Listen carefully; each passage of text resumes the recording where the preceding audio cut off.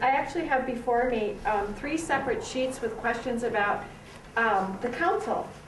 And so I'm going to try to pull it together. So we would like to know as a group, what do you think is not working on the council as it currently is functioning? Our last 2 alders have left because of it being just way too much for them to do. And so how are you going to balance what the council, your role in the council is going to require of you or expect of you, and your constituents are going to expect, and then well, the last one is also about 3 a.m. meetings. So again, it's like and actually, you know, Michael, I just have to say, when you said riffraff, I thought that is the perfect lead into this next question. So rather than thinking of it as the people who hang out in Bay Creek, I'd rather think of it as the people, no, I'm sorry. Because I actually want to say Bay Creek we really have very few riffraff around here. But, okay, so coming back to the question, what do you think is not working on the council? How are you going to make it work for you serving on the council? Obviously the 7 a.m. meetings, for heaven's sakes, doesn't work for me. I think that there are,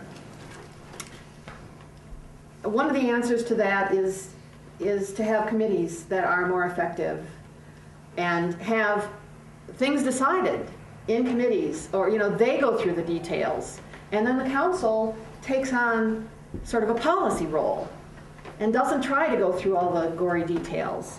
And the other thing maybe is we should just say, okay, at midnight, the meeting is ending.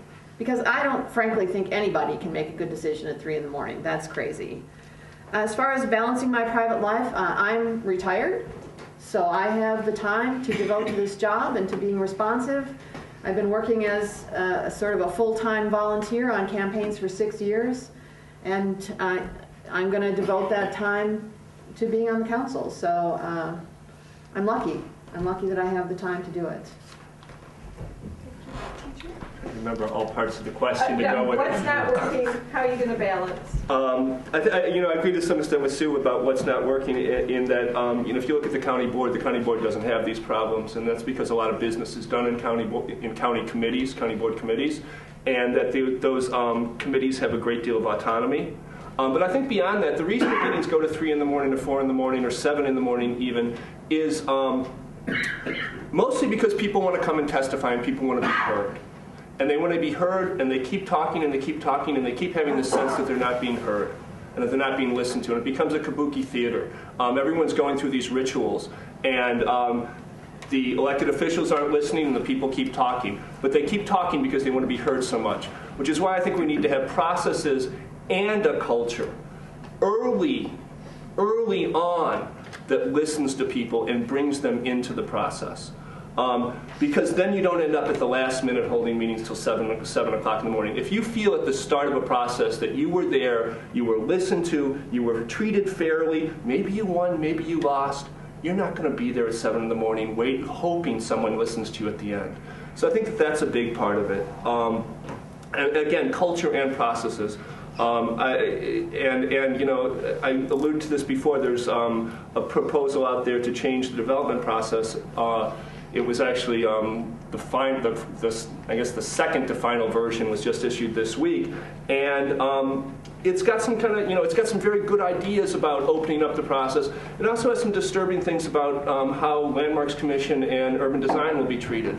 So I think that's got to be looked at very, very closely to make sure that it doesn't change the culture or the process too much. There's some good things there about pre-approval steps and neighborhood associations that I think you'll all like, actually. So, I just want to add one thing that I forgot to say is that I'm an adjunct instructor at Edgewood College, which means I'm underemployed. I currently do about 20 hours of volunteer work a week, which means that I have the time to do the job. I expect that will go up to about 25 or 35 being an alder, but I do have the time and the energy and the willingness to be responsive.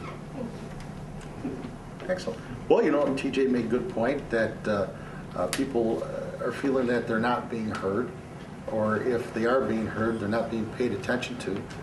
And I think that's where the reputation part comes into it. And I think a new perspective needs to be put in place. Now, you know, I've heard about 3 o'clock, some meetings, all that stuff.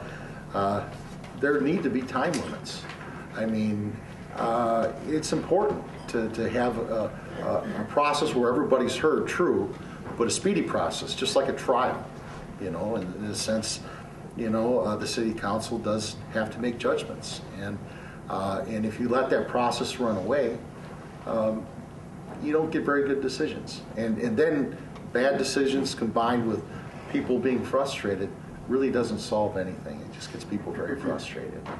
And that's the reason why that, you know, one person on the city council doesn't have the power to say, hey, we're going to do time limits, because there's other people involved. But it can push the issue to put time limits down. You know, have a schedule, have it written down. And I think that's important. Now, you know, it's one of these things. It's all about perspective, also. I am a self-employed person. Like I said, we have 2 rules. I have 2 rules. You know, don't drag your feet and never go halfway. And you know, if it takes till 7 o'clock in the morning, so be it. I'll do it. I'm dedicated. Dependable Auto Glass. That's my business. It says dependable on the truck.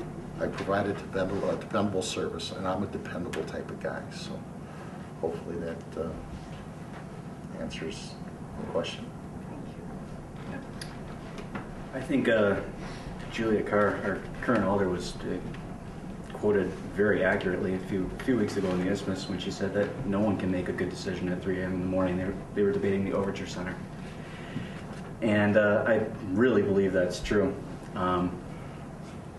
Can I make a good decision at 3 in the morning? Yes. Can I make a bad one? Yes. And I think that's true of everybody. But we need to. It's taxing for the council members to go through marathons like that. What it is, I think, is a lot of personalities wanting a lot of time and wanting to say their thing and wanting to promote their thing. I'm not a personality. What I'm doing is listening to the citizens that voted for me, and that's what I would like to do, rather than just promoting my own agenda and talking over everybody. As far as whether I have time for it, yes. I'm used to staying up late in the morning. I have plenty of time to devote to it, and really it's my dream. It's really something I'd like to do, is to work for the council.